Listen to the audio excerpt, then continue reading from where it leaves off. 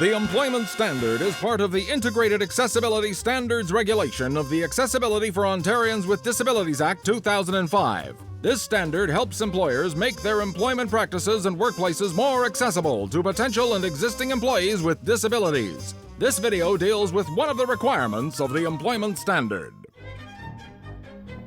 In this exciting episode, Harold Jeepers in accessible formats and communication supports.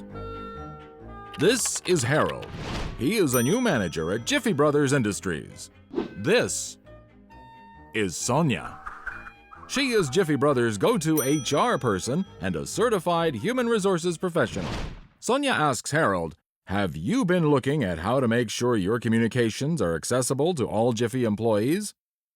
Harold says, "You bet. Come take a look at this." Sonia tells Harold that these company announcements are very hard to read. Harold proudly tells her that he has that covered. See? Now it's easy to read.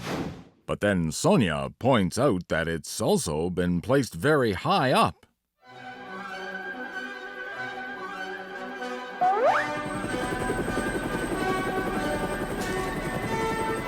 Harold asks if that's good, and Bill gives him a thumbs up. Sonia is not so sure.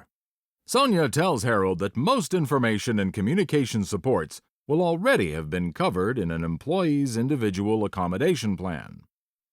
This is especially true for information that an employee needs in order to perform her or his job.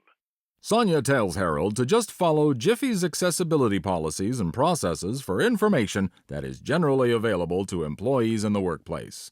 "I have a great idea," thinks Harold. "Everyone can understand mimes. That's accessible."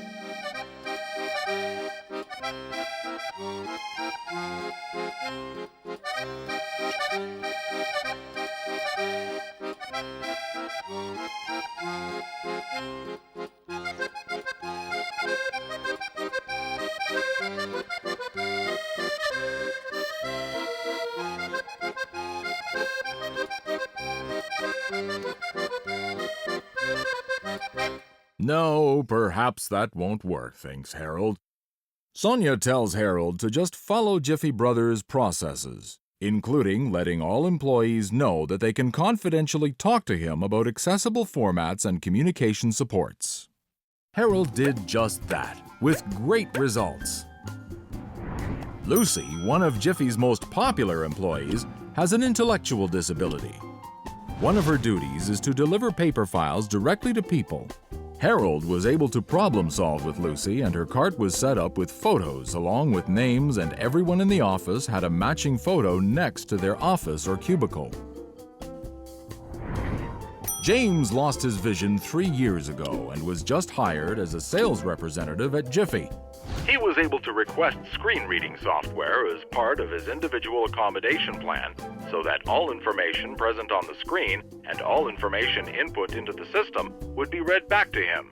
James is now one of Jiffy's top 5 salespersons.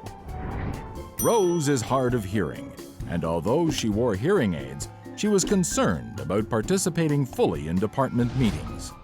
Harold and Rose were able to come up with a simple change. They shifted to a round table format, and all attendees made sure Rose could see their faces when they were talking.